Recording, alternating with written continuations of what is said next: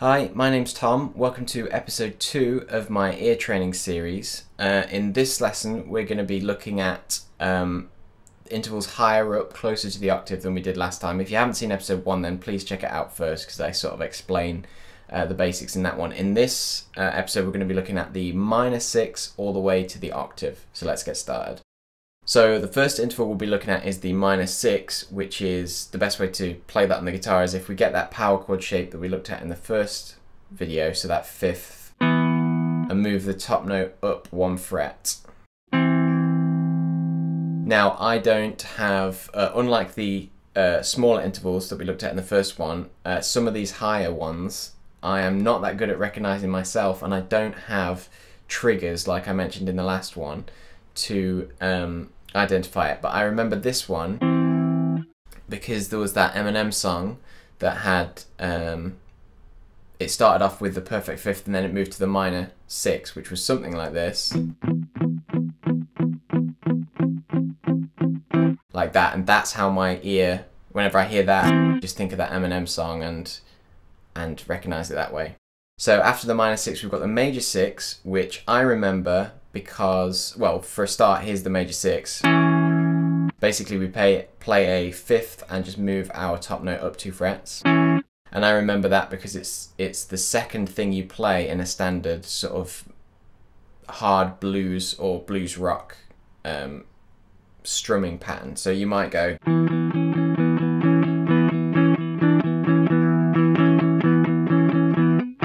and I remember that interval because it's used there.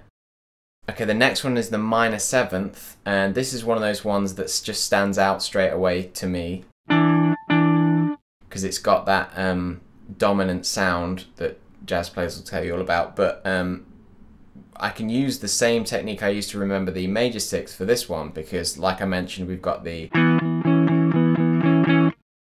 but you would grab the, you'll grab the minor 7 at the top of that. It's also the start of the Star Trek theme, the original series, which I can't play for legal reasons, obviously. And being a big Star Trek fan, that's probably why it's so ingrained in my head, and I'm so familiar with it. But yeah, so that's the minor 7th. The major 7th is also particularly easy to remember because it's extremely dissonant and it also sounds really unfinished. Here is the major 7th interval.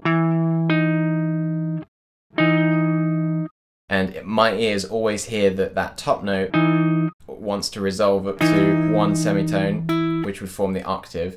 So that's why I always know that as the major 7th. So whenever you hear that much tension, so if someone goes, that leap there, my ear always tells me that that's a major 7 because it's so close to being right, if that makes sense, quote unquote right, that I always recognize that, and then my brain can tell me that that's the major 7. And the last interval we'll be looking at today is the octave, which really should require no explanation because it's the same note that we're playing in the bass, just 1 octave higher, and that sounds completely perfect and unobstructed with any sort of beating or pulsing between the 2 notes. Sometimes it can be difficult to differentiate between this and the 5th if you've been listening to intervals for too long, but you should find it pretty easy to distinguish this one.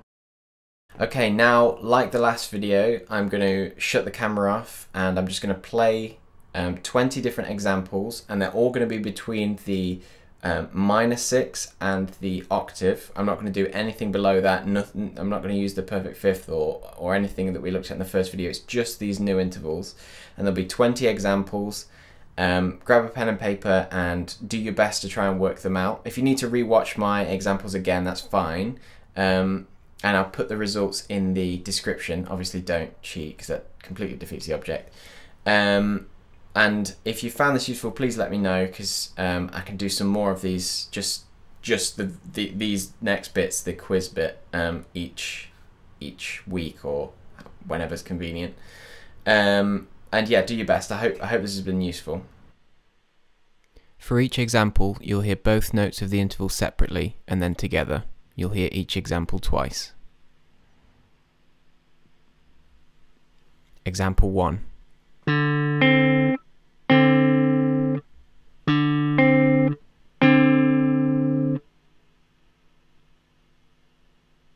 Example 2.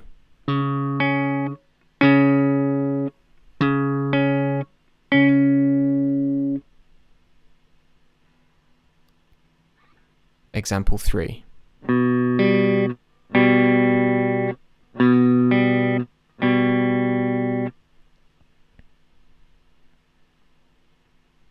Example 4.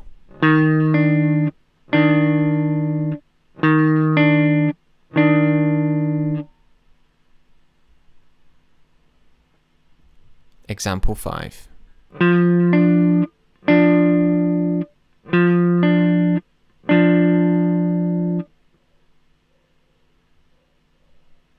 Example 6.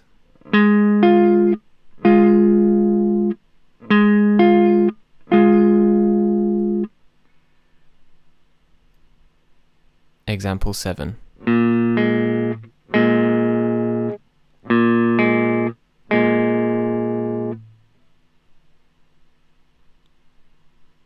Example 8.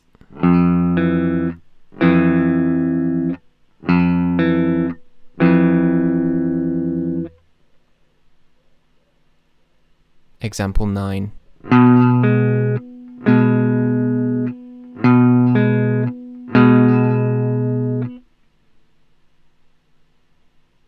Example 10.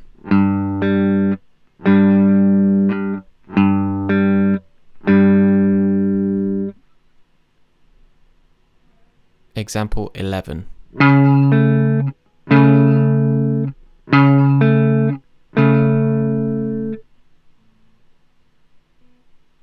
Example 12.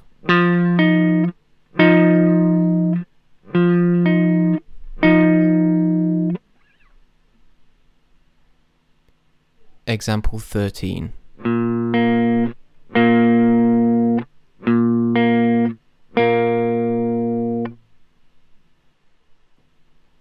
Example 14.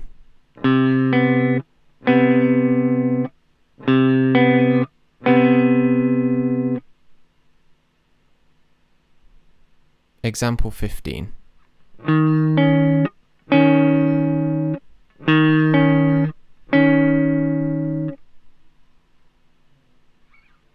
Example 16.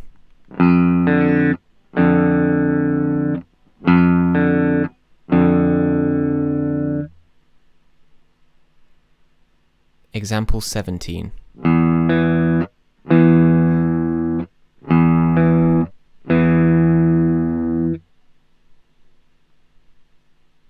Example 18.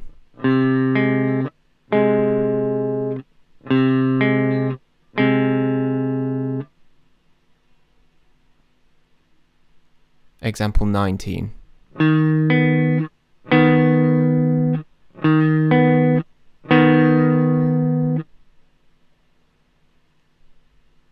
Example 20.